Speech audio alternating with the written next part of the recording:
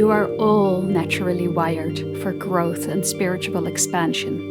The expansion is accelerated by the ongoing invitation from the level of the higher self to look beyond that which is already known by the persona mind. And so, you will from time to time surprise yourselves by manifesting certain circumstances that tickle the current understanding of the self and nudge it into a broader, wider perspective.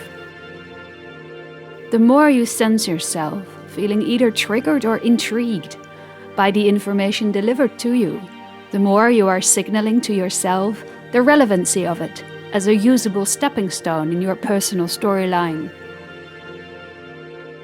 Whether this relevancy lies within the finding of your own personal truth regarding the information given to you, or whether it lies in the facing of certain fear-based beliefs, so you will be able to transform them. You all play this game, both on an individual as well as collective scale. Now, when it comes to open contact with ETs, with multidimensionals, with those aspects of you that you have chosen to temporarily forget, to serve you on your journey of remembering on the Earth stage, we understand that, for many and for a long time, there may seem to have been hardly anything more out there than this particular idea. And yet, you have shown yourselves in over 1,000 ways along this journey that deep within you all know and never truly have forgotten your connection to the stars or to your greater selves. This type of contact, it is within you already. It has been depicted in cave paintings, in ancient artifacts. It has been reflected back to you by those ancient and modern channelers you now usually refer to as artists, by their paintings, music, books and films, in lyrics from songs and poetry throughout the ages. And this type of contact, though not always shared with the public, already has shown up in many astronomical and army-based observations, and even is represented within your own DNA. And let us tell you, there is no junk in there. It is all pure and infinite potential. And once embraced, it will come to feel like a logical part of a much greater puzzle, that, once you speak its language, the language of your hearts, you will continue to explore within your own evolution, as we are too, exploring the infinite amount of wondrous ways wherein all that is expresses itself by meeting and greeting you.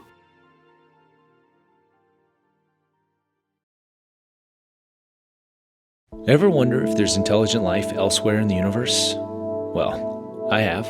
I've been wondering since I was a kid.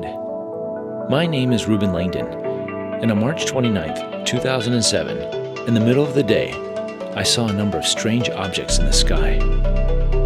Coincidentally, I was working on the film Avatar at the time, playing an alien. And ever since then, I've been on a quest to find out if aliens really do exist, and if so, are they here with us?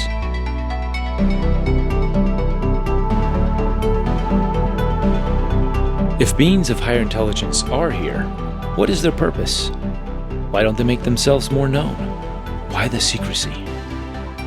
I've asked these questions to many experts, yet each seems to have a different theory. So I thought to myself, why not ask the aliens directly? So that's what I set out to do. Well, sort of.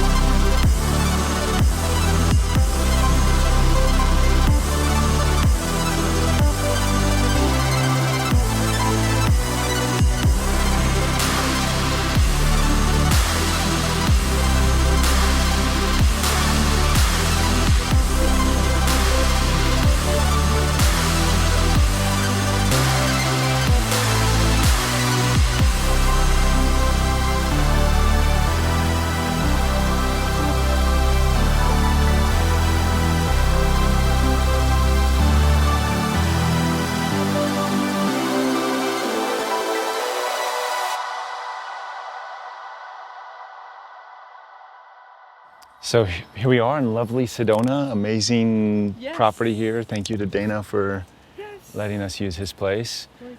And thank you for showing up in this awesome vortex spot of crazy interdimensional cosmic highway energy.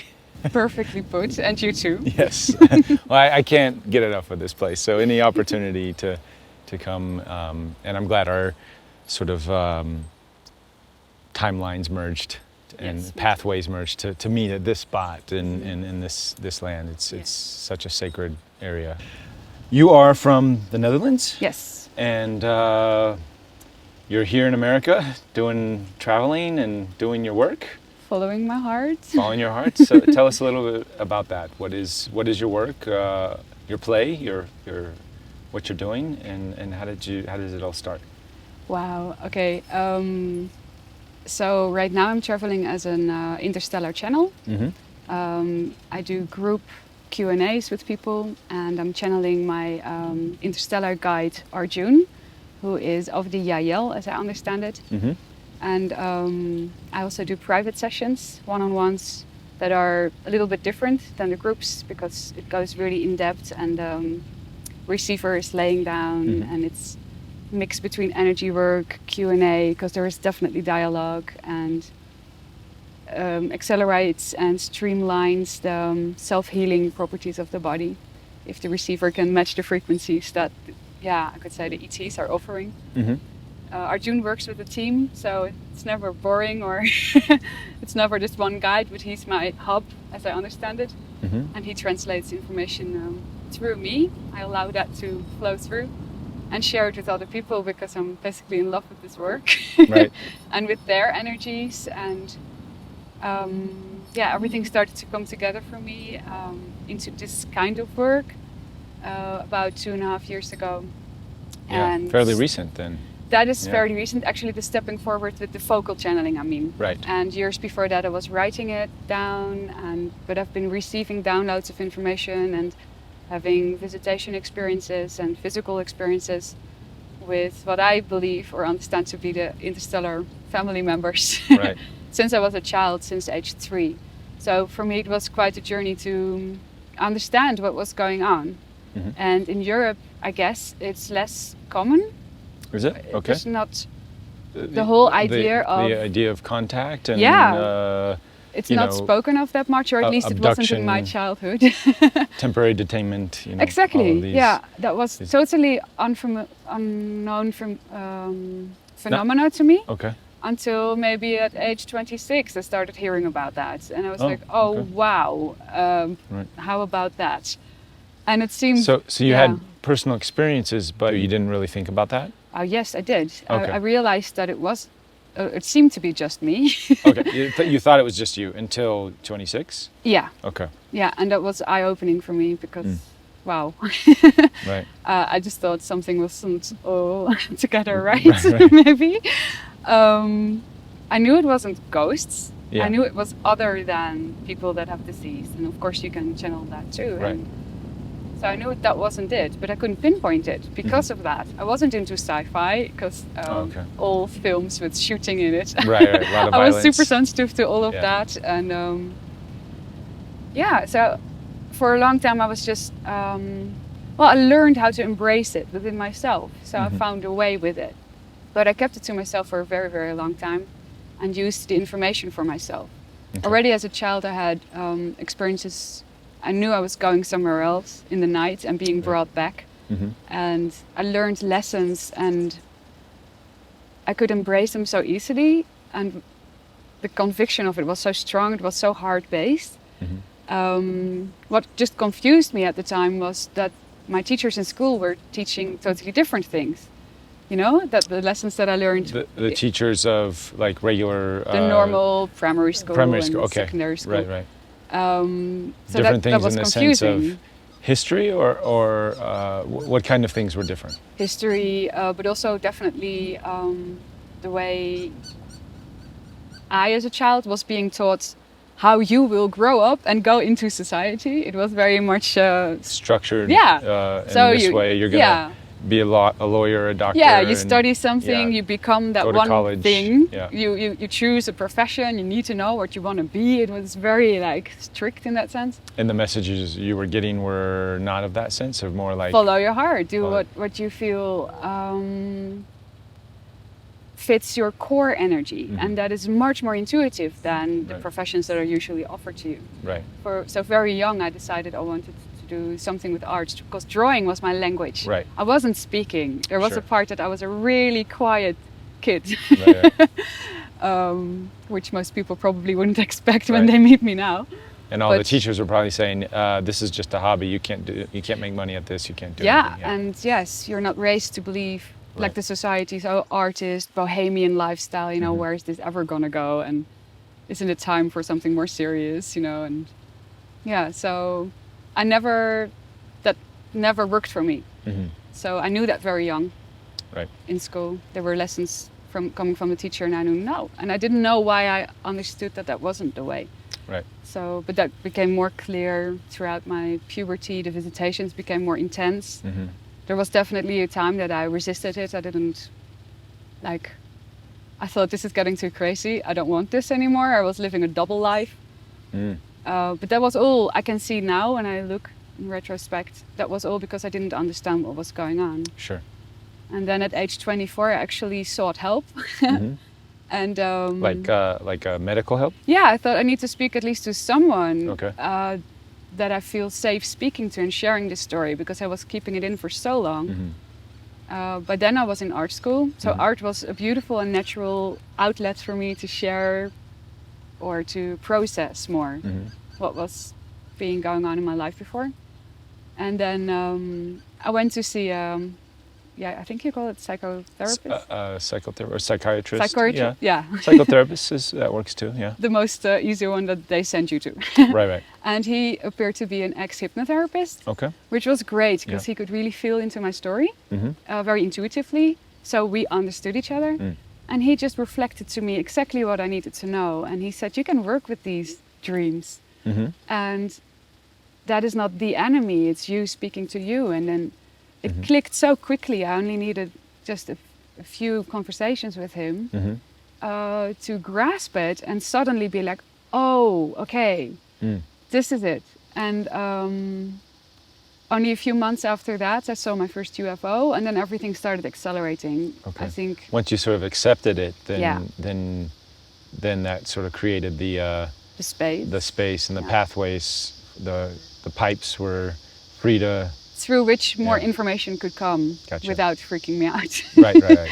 So it was really the freak factor that sort of kept those doors semi-closed. Yeah, I was super shy and as a child afraid of judgments from outside. I was raised Christian, so this is super leaning towards the unexplainable, you know, that what from the Christian side is evil, you know. Right. So I kept it to myself.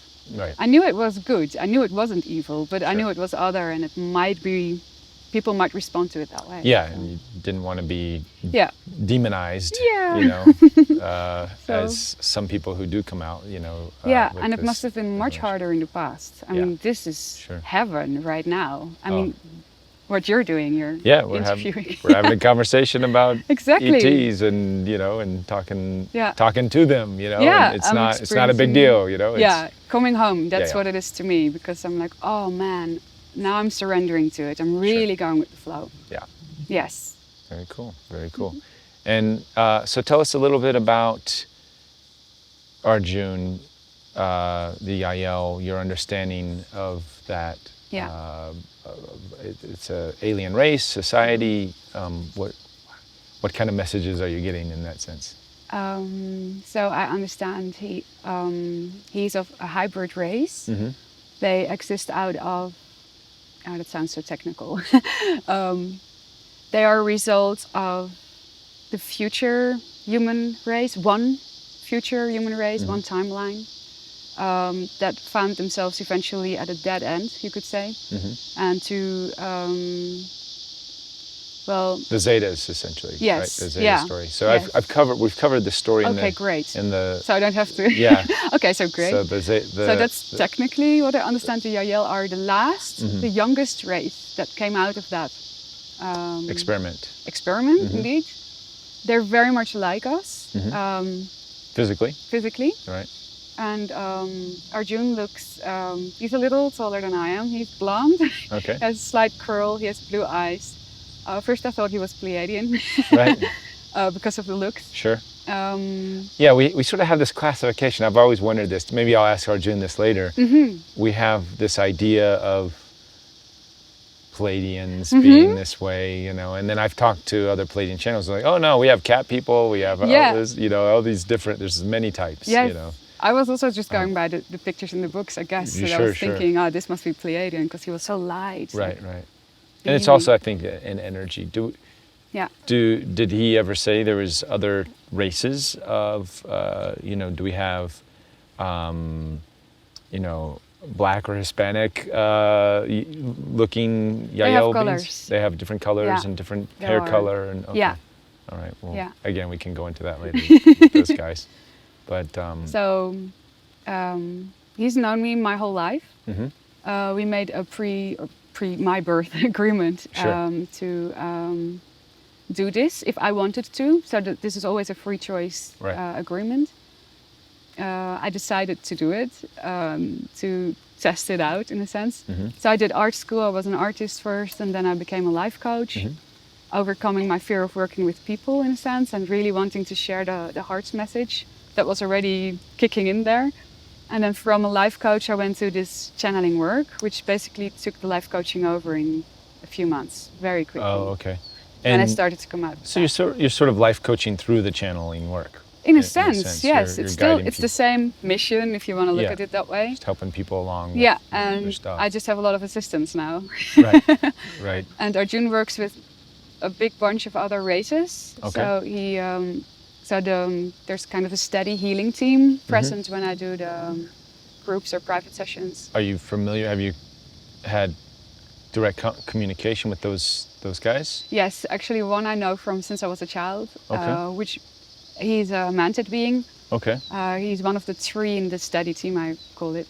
3 mantis beings? No. So there's 3 beings. Okay. Sirius, Mantis, and Sasani. Oh, okay. And these 3 work with Arjun, who is Yael. So it's all, they work together a lot. I understand it's much more flexible and interwoven, is that a word? Yeah. Than maybe you would think when you just dive into this. They're not super separated races. Sure. They do a lot of stuff together. Okay. So and the mantid being, is he? I remember him from visitations in my childhood. Okay. Does he come? Arjun is my hub, so we are really, really close. Also, even genetically somehow, throughout my family line with the DNA, there is a connection, and that's why it's easiest to have this one study guide and translate the other ones to me. I see. Sort of Rob Gauthier, he uses Treb to access all these other as his hub. beings. As his hub. He goes and we joke about it. He goes fishing with Treb, and in that process, all these other beings can come through. And he's sort of oblivious to it, but he has many beings coming through him all the time. Yeah, so all I see basically, well, I do get the images of the other beings if there's a cross connection going on like that. But if I have a question in the background, I can actually have a Q&A with a person or facilitate the Q&A between Arjun and the questioner, and have a question of myself in the background. And in my mind, maybe sounds weird, but I turn my head to the right. He's always on the right side. Arjun? Yeah. Okay. And I will see his expression, and he can actually answer my questions in the back. So, and my attention goes to the left. There's this left, right. Movement always happening when I go into channeling as well. I kind of fall to the left, and then Arjun comes from the right. And does the mantoid being have a name? No. No, he's just mantoid guy. Yeah, and I haven't asked for a name either. I did ask Arjun for a name at some point because we didn't use a name either in the beginning. Right. So for months it was just my Yael guide. Okay. Or parallel version of myself because he is a future version of me. Okay. And I didn't really ask for names in the team, although the Sasani is female, and her Okay. name is Nanook. Nanook. Yeah, and I got that name while I was painting her face, because I'm painting my team at the moment. I see. And I want to have portraits of them, and I'm working on that now. And it's fascinating because I get to see in my head what they look like. But then maybe sometimes they want to dress up, they want to look a little different, but they let me know, okay, just add this and this symbol because that's the theme I'm representing for you or for a client, for instance. I see. So art is still a big part of my work in a sense. It's very visual. Can you describe the Syrian and the Sasani being at all, or? So when I was painting Nanook's face, she's the Sasani being. Yes. She inspired me, you could say, to put a sun and a moon on her forehead. And later I got a dream that explained how she was about balancing energies, male and female, and that's her part of her role in the healing team. Okay. And she's really connected to nature. So they all have their own little niche, Right. something that they're really good at. And the mantis being is really amazing with bone structure, skeleton, the doctor kind of work. Oh, okay. Realigning the more tough stuff, Okay. in a sense. And I don't know another translation for it, but electrocurrents, he's really strong with that. Electromagnetics? Yeah, in the Okay. body, and Okay, yeah. he works on the brain very strongly. Okay. We have a particular thing going on. He was there since I was a child, and we did a lot of frequency matching, so I understand how he works, and he's part of the energy, you could say, that moves my hands when I do a healing session. The movements that go with the healing Okay. amplify the work that is being Sure. done on an astral level, because they use my energy body. Yep. So in a sense, they wouldn't necessarily need my body, but because we are physical, Yep. I'm like the portal in a sense, Yeah. physicalizing the movements here, getting even closer to the other person, and Right. so Yeah, movement is so huge, you know. yeah, it's really big. And moving energy, you know, we Yes. don't Yeah. necessarily do that, but if, you know, just in this motion of the hands, and It's then really big. especially martial artists really understand this with energy work, qigong, tai chi, Yes. kung fu, all of these different physical movements actually move energetics, you Yes, know, exactly. create the space. And that can come very precise. Yeah. So, and I love that, to work with them in that way. And the Syrian being is, this is really hard to put in words. It's really the bigger electromagnetic field, boosting it with light and rebalancing in that way. Everything has a level around you, in a sense. I do sometimes work with my hands up very high and sometimes much closer. And the being that fits in with that part of the energy body will assist. Eventually, everything is, of course, one Sure. and connected. But they do really know how to streamline certain parts Right. in the system. And when there's a group Q&A, they're there. Okay. And they work in the back for those who, from the heart, wish some assistance on maybe whatever kind of topic is with them. And they sort of speak through Arjun? Yeah, that- yeah. There's information coming Okay. through. It's, So, of but do course, they ever through the come how- forward and say, "Hi, I'm Mantis guy"? No, and not I'm their gonna-" role. So Very it's- clearly not their role. So it's really just communicating through Arjun, through you. Adding to the information for the questioner Right. to get a clearer picture of what their higher mind wants to come through to their Sure. conscious mind. Because Okay. that's their common goal, to reflect Right. to anybody their own inner wisdom, in a sense. Okay. So just putting it into words, the things that we with our rational mind don't focus on that much, I guess, because we can, but we Right. weren't taught to. So Sure. it's still, for most people, a blind spot, and for me as well sometimes. I really Right. need some good reflections. So when in the work you do with the energy healing, and you did a session for me yesterday,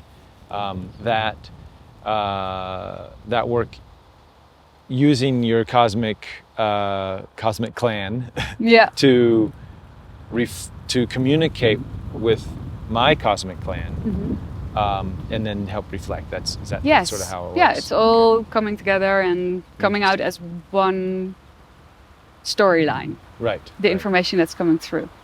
And it's not necessarily your cosmic clan saying this per se, it's just they are maybe better communicators to my cosmic clan. Yeah. And they can say, okay, his cosmic clan is saying this. Yes. So do this. Exactly. So it's not that they're, we have this idea of how psychics works and they can read our minds and go into this stuff and do all this stuff. But in reality, what's probably really happening is just my cosmic guides are communicating with your cosmic guides, and then you just have a clearer channel to your cosmic team than I do. I don't know. Well, I mean, I would say you do, because of you're able to have the dialogues and the work you're doing. I think everybody can. But, I think everybody can too. But of course, I will say it's both. It's both, because you. Some people need a little bit more training back, which is really what I would want to call it, training back into that actually natural state, because that's our nature. To have that very open. Right, and the whole idea of shamanism and shamanic practices with our native cultures, that's sort of what from my understanding and training with them, when someone would go to visit the shaman, in essence, that they're doing the same thing. The shaman is connecting in to the other person's guides, and the guides are telling them to do this work. Yes. As opposed to, I'm doing this work, Exactly. because I'm psychic and I know better. Yes. It's not that at all. I even don't like that. I kind of avoid even the word healer on my website, for instance, because I'm just a facilitator. I'm letting stuff through. Yeah. I never know what's going to happen. I don't have a preset idea about what somebody would need, because I don't know that. That other person actually knows best. Right. So all that is being asked for in that moment and being allowed in is a reflection of their own inner wisdom. And I think as we define and understand these terms better, we can sort of tell this story now in this way. I think maybe before we didn't have the understanding or the knowledge to go that deep into it. So we just said, I'm a healer and I'm healing you, and then we go, you're healing me, and then but in reality nobody's healing anybody else. It's all self-healing eventually. Eventually it's self-healing, and I'm just giving it's the permission slip thing. I'm giving you permission to it's tricking myself in essence. I'm like, I'm doing the healing work, but just because of the way my mind works and the construct of my reality, I need this physicalized outside thing to do the healing. But that still takes away a little bit of the idea of you used the word need in this description, and then but I guess that's not. I'm not saying that I need that. No, but of I'm course. just saying that that's the way a lot of our old ways of looking at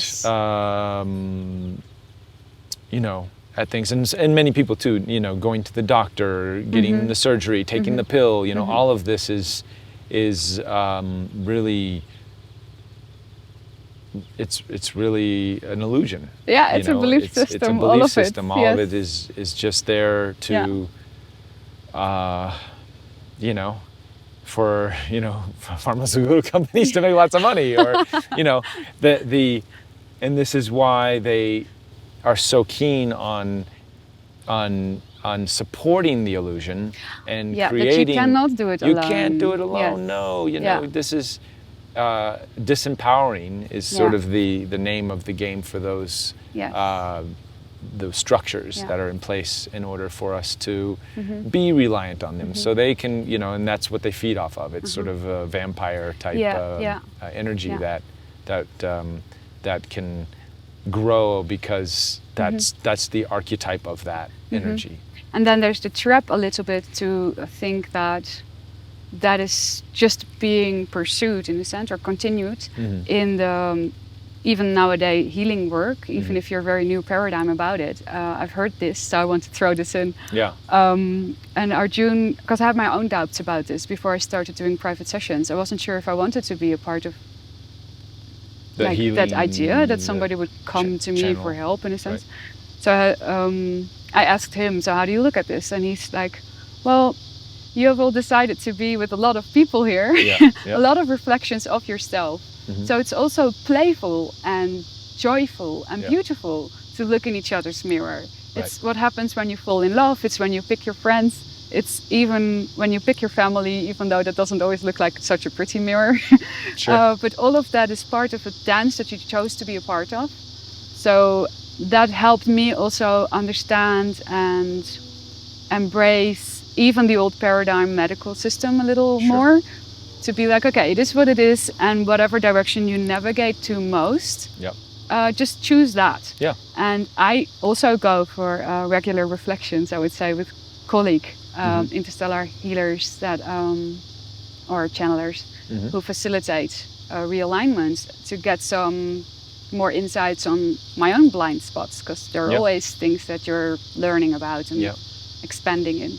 It's always good to have another perspective. Totally, yes. So go see, get a second opinion. So yes, to say, exactly. on I whatever love more angles to a topic. Sure.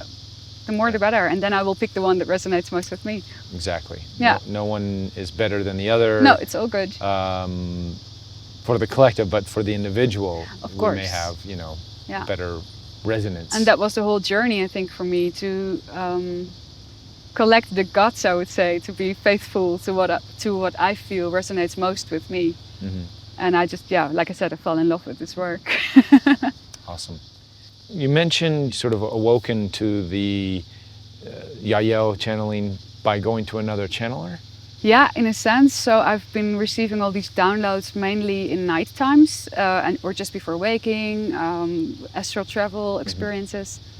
And divine synchronicity helped me to actually attend one of his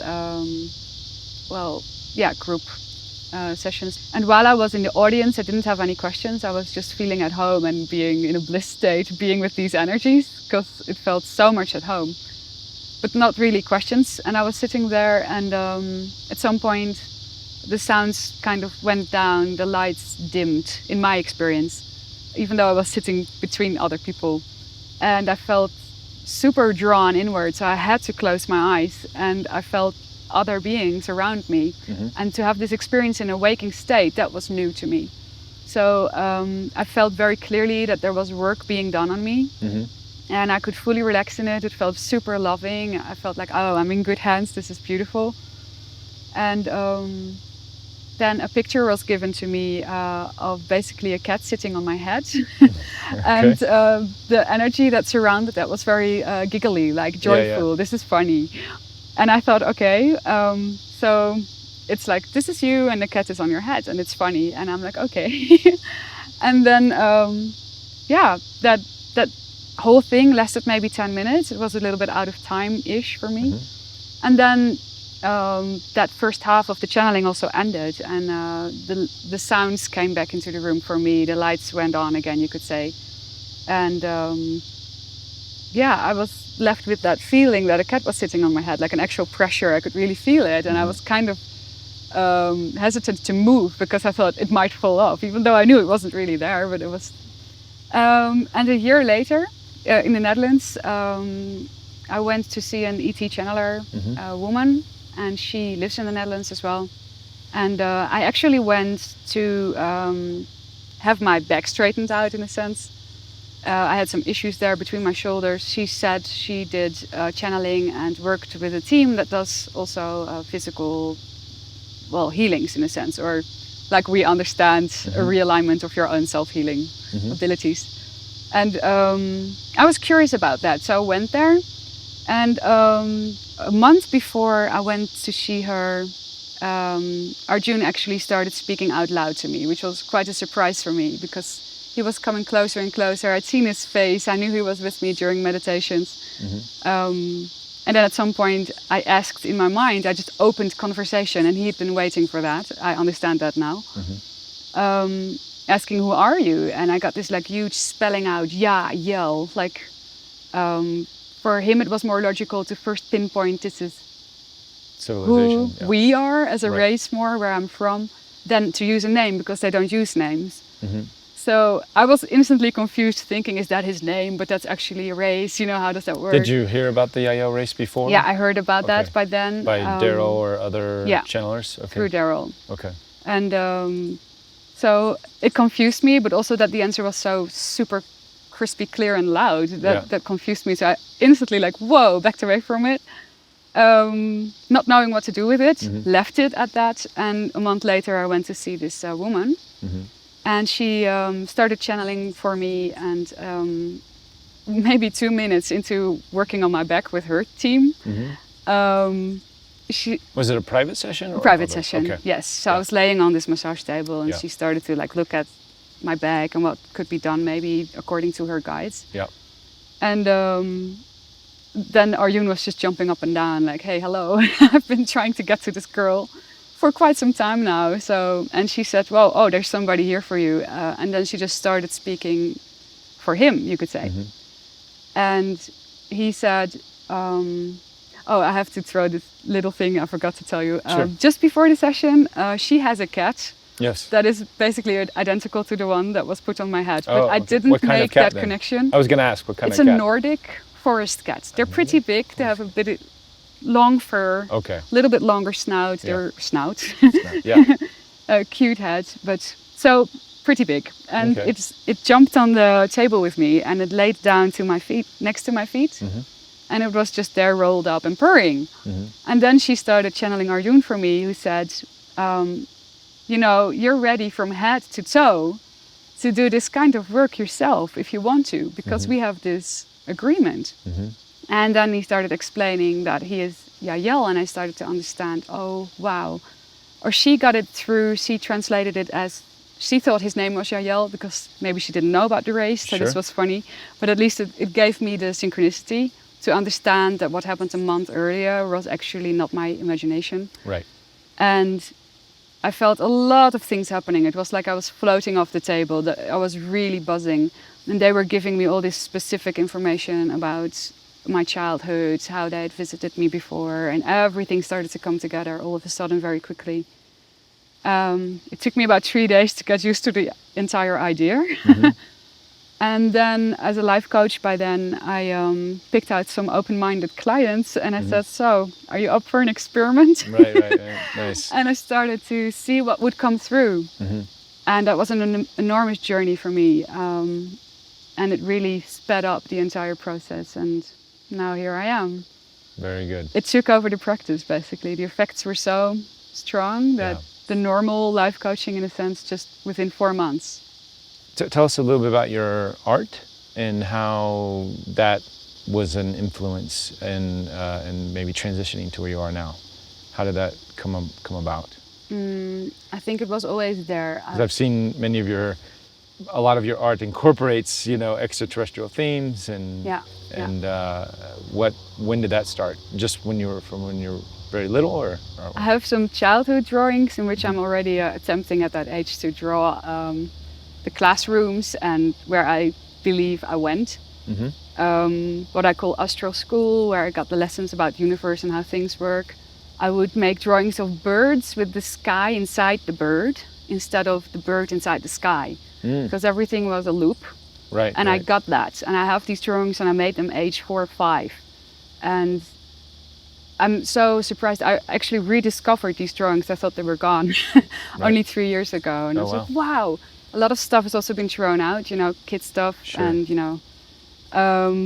but this is still there, and it's always been my outlet for translating what was coming in. So in my diaries as a teenager, starting 12, I was also making diagrams of how I understood the cosmos looked like, and I was having questions like, there must be an edge to this whole universe. So what is outside of that? And then intuitively understanding, the more you go outside, it must look the same when you go really inside. And then going into research, biology and fractals. And I was doing that for fun at age 17. Wow. And getting books from the library. Just because I felt drawn to this kind of information. Sure.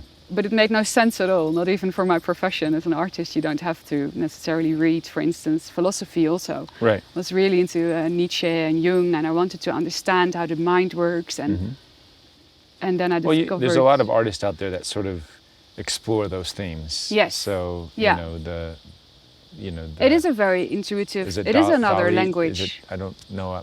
My appreciation for art is there, but I forget everybody's names. But like, is it the guy who writes the melting clocks all the time? Salvador Dali? Yes, Dali. Yeah. That's right. Yeah. And then is that the same guy that does those weird dimensional drawings, like the stairs going this way? And Escher. That's Escher. Yes. Yes, correct. Right. So these guys, I think they're probably... I was obsessed by that. Yeah. But I really do feel it's one of the languages that's very close to the interstellar speech in a sense. Yeah. Plus is music, by the way, and even movement. Sound, movement. It's all these, and visuals. And if you really dive into that, yes, I think it's maybe only logical that you end up wanting to know more about philosophy and how things work. But I was a bit of a nerdy in that. I would really go for the books and dive into the websites and go explore and feel that it makes sense. And wanting to do something with that information. I don't think all artists necessarily have that. Right.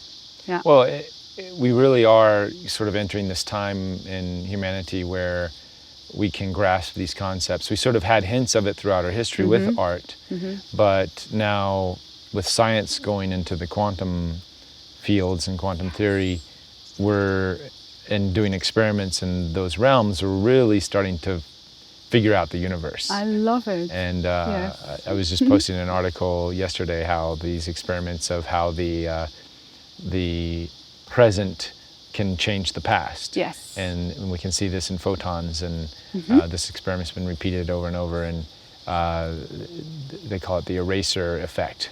Yes. Where what we can do here can actually literally change the past. So, and we've known from these channeling works and art and everything else that, only thing that really exists is the now anyways. So I find it fascinating that it's all Me too. interconnected, and it's great that you subconsciously tapped into that at a young age. Yeah, and that the present, that you can change the past from the present. I got that very clearly age 26, around and about. And I started rewriting my childhood, literally. I made a new diary, like I piled up all the old ones. Oh, wow. And I made a new one. I tore out all the drawings and I threw away most of the writings. I kept the dreams, by the way. Right. It's like this is what I want to keep. And the stories where I was venting. Yeah. That timeline of my childhood, I let go of, very deliberate. I was like, okay, this is a part, I want to switch to another timeline. Right. So I started to rewrite it. And that was so powerful. And it's through these kind of playing around with the information that I got for myself that I eventually ended up discovering techniques like tapping, Yeah. and using that as a life coach, because I had experienced in my own life how powerful these techniques are and how you can really use them.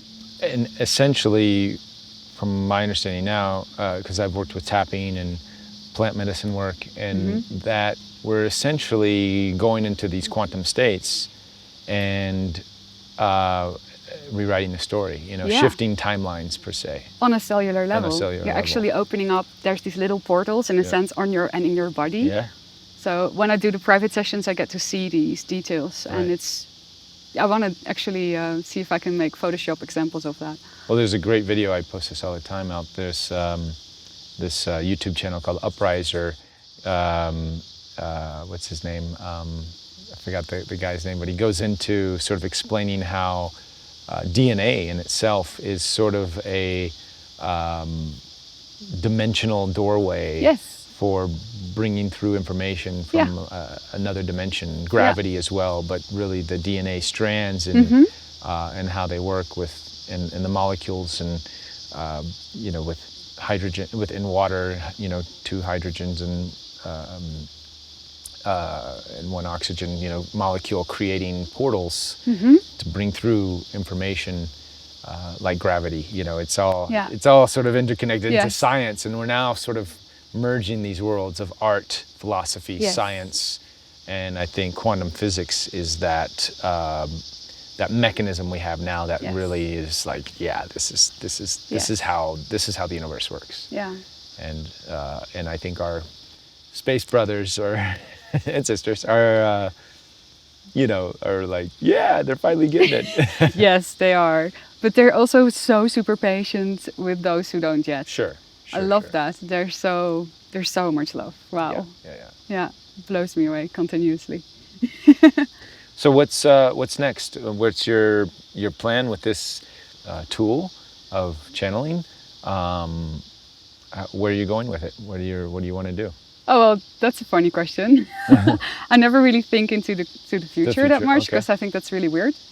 Okay. I mean, I almost feel my brain cramp up. Oh really? Okay. Trying to do that, and think. that never worked for me. Okay. So I don't think. So you're sort of living the Yael philosophy already, yes. Of synchronicities and living in the moment. Let's see what happens. Just see what happens. Totally. Okay.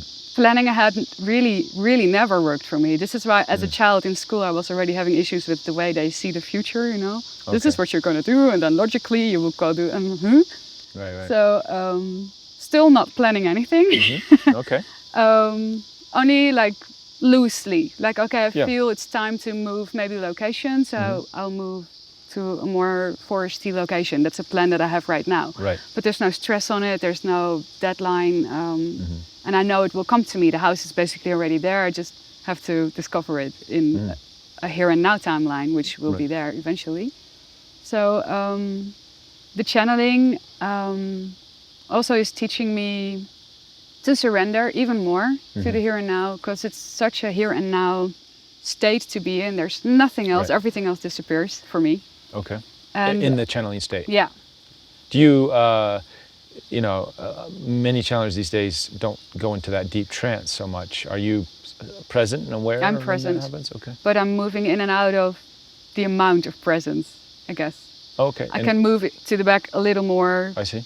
And kind of lose track of where things are going, but I'll still get a hint. Okay, now this dialogue is finished. Okay. We're going to the next, and then I'm like, wake up again. I see. Pay attention, new Right. storyline. And I have to be more present when I'm doing it in English. As you know, it's my second language. Right. In Dutch, in my first language, I can drift a little bit more. Oh, okay. Go But on autopilot. yeah, Right. a little more. Right. But it's in and out. And if they increase the tempo, I'm more on one word at a time, translating one word at a time, instead of. I have had moments where I don't know where the sentence is going at all. Just focusing on the correct pronunciation of every word. I see.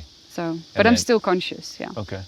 And then do you sort of surprise yourself when you go in those one word at a time moments, and then afterwards you're like, oh, I actually made a full sentence. Yes, and, I do. I'm like, wow. People understood what I said. This actually went somewhere. Yes. Interesting. Yeah, I have these moments. Sometimes the sentences are, if you would read them, they have 12 commas in them. You're like, whoa, where is this ever going to end? And then it still makes sense. I love that. Yeah.